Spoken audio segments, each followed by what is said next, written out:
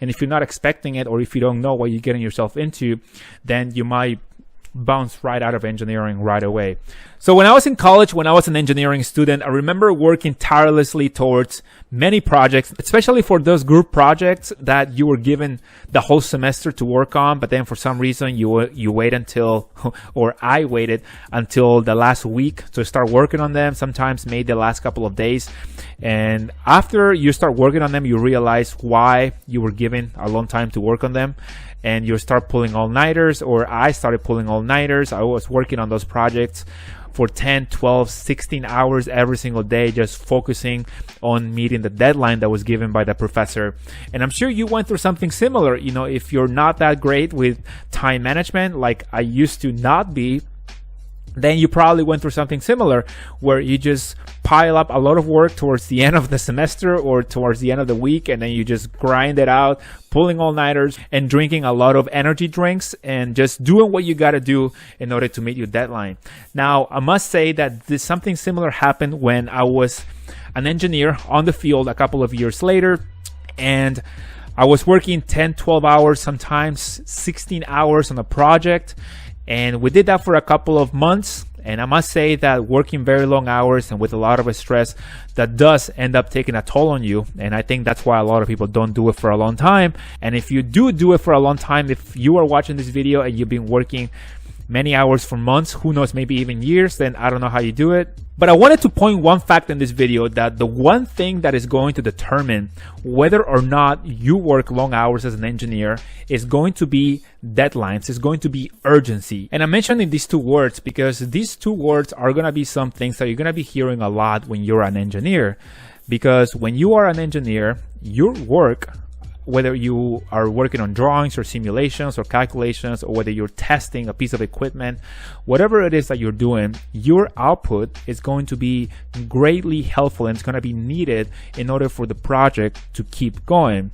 So your project manager, that's the person that's going to be running the show. That's the person that is going to be setting your deadlines and telling your deadlines.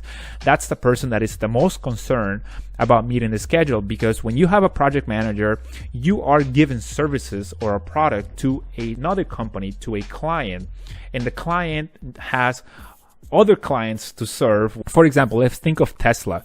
Tesla is a company that obviously they make cars, and they have promises they make to their customers, to the people that buy the cars. So if I were an engineer providing services to Tesla, let's just say for the sake of argument that I make motors. I make motors for Tesla. So I'm going to make a motor.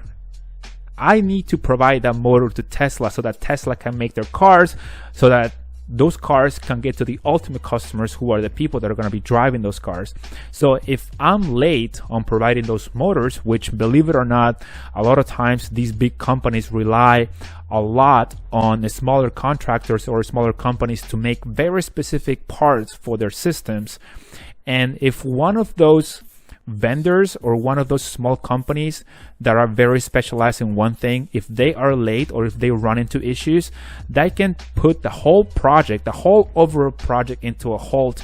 And for the sake of this example, Tesla could run into issues, because what happens if they don't have a part? You know, if they don't have a part, if they don't have a motor, which is pretty damn important for an electric vehicle, if they don't have that, then they're going to be running into issues and they're going to be late.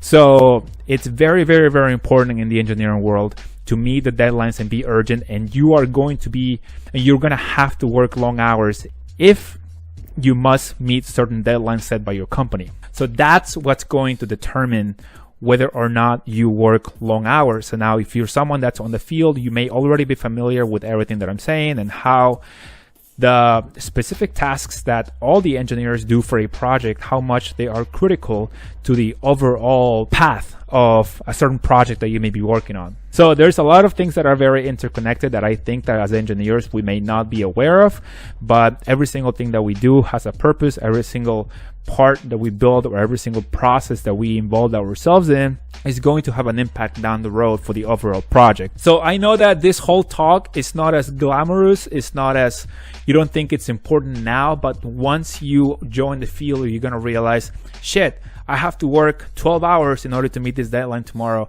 or I have to turn in these drawings in 2 days from now, and a lot of things are going wrong. So if you hear a lot of people talking about how stressed out they are, it's because they obviously have deadlines to meet and they have a lot of work to complete. So I just wanted to give you some insight on how the whole project management part of things really works, because that's what's going to determine your deadlines, how much time you have to complete projects, and what you're driving towards, of course. So overall, do engineers work long hours? Again, that's going to depending on the deadlines that you have, your industry, and of course, generally speaking, you're not always going to have to work long hours. I think it's like, luckily for me at least, I am a person who works the regular hours, the regular schedule. I am kind of away from all the industrial setting for now, at least, until I get sent out to the shipyards and all the industrial settings where the people that we support, basically, from what I do. So unless or when and if I get sent out there, for now I'm working 40 hours a week. It's really not that stressful, and I'm really grateful for that. So but it doesn't mean that I don't know what the people that support those sites go through, because I went through that as well. So I just wanted to share that insight with you guys and kind of give you an idea of what is going to determine whether or not you work long hours, because I think this is important to know, because if you go into an industry and you're going to be working 60, 70, 80 hours, sometimes 90 hours, who knows?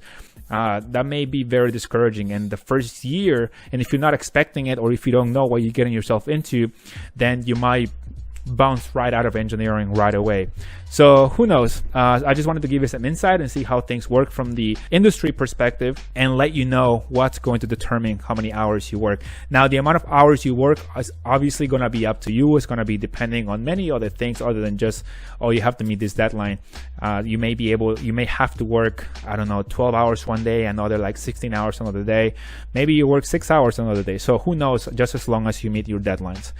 All right, so that's all I wanted to show you or share with you guys in this video. Again, I know that it's not glamorous, but I just wanted to share with you just to give us an insight and prepare you on what you can expect once you join the engineering field. All right, so with that being said, guys, thank you guys for being here. I appreciate you, and I hope you guys have a great one. Peace.